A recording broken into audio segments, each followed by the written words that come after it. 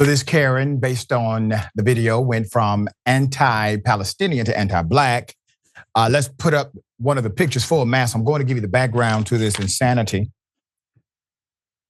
She decided to do exactly what you saw because people were engaged in pro-Palestinian protest. A pro-Palestinian group. Palestinians are human beings. This is a pro-human being group, regardless of your opinion about any conflict in the Middle East. Per Atlanta Black Star, the Karen was caught on camera spitting at a crowd of pro-Palestinian demonstrators in a California mall last week. While leaning over a side rail, she not only showered the group with her saliva, but according to the narrative, she ends up doing it to a little girl, a child, a Black child. When confronted by the child's father, she went from bashing the Palestinian supporters to cursing Black people.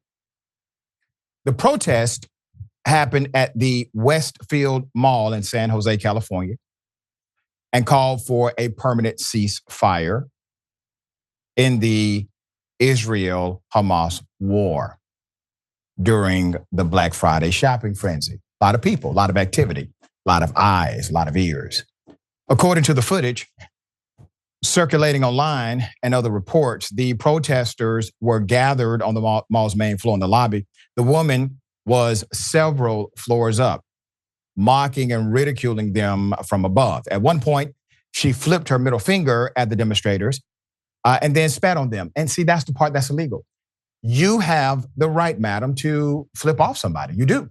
I would not encourage it, but you do have the right to do so. Just as they had the right to engage in a proclamation of who they support. They have a right to do so.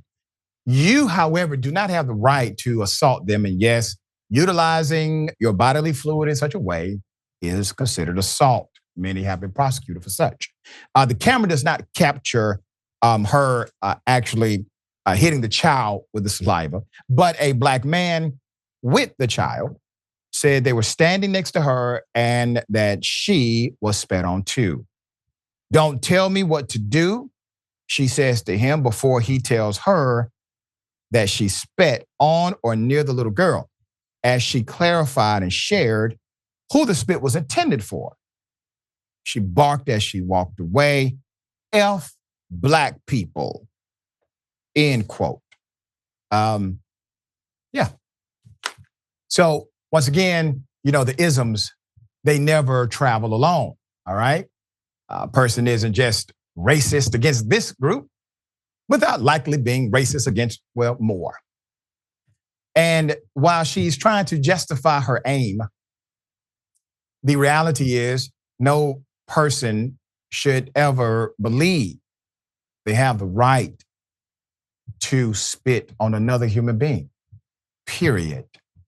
But this individual, not connected to any of the protests, not even in the actual vicinity on the floor of the protest, upstairs decides to lean over a rail, put her own self in danger, and hurl her disgust.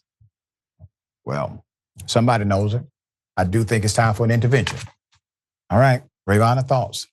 Yeah, maybe that intervention could, come from a potential hate crime investigation. That's what I would like to see, because as you pointed out, it's illegal to spit on people. No matter how justified or angry she felt like she was in that moment, it is illegal to spit on people. So there is a crime there, an underlying crime. And then there is the, ability, you hear her say effing Black people at the end. The racism is apparent there.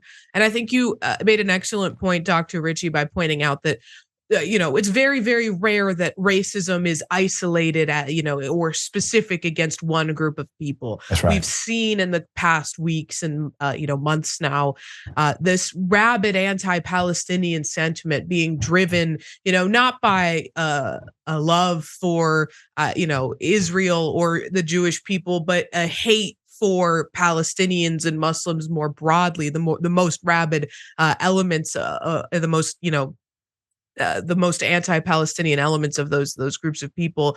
And what we saw here was her manifesting that racism, that hatred, by spitting on that group of people. And regardless of whether or not she spit accidentally on that Black girl, it doesn't matter, because at the end of her interaction with the father, she says, as I said, effing Black people, to show her disgust and her racism towards Black people as well. And there's been silence from the state of California's Hate Crime Investigation Bureau thus far. I would like them to respond to the comments being requested from these news organizations so that we can see that there's some sort of progress being made. I can't believe that we're, how a week or so out from this video being uploaded and we don't have this woman's name yet. Yep.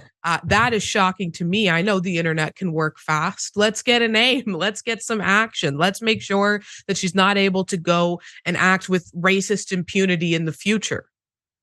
Right. And make sure that there's an example set of how the public, how our authorities will respond to such a thing. Okay. All right. We'll bring you updates as they come.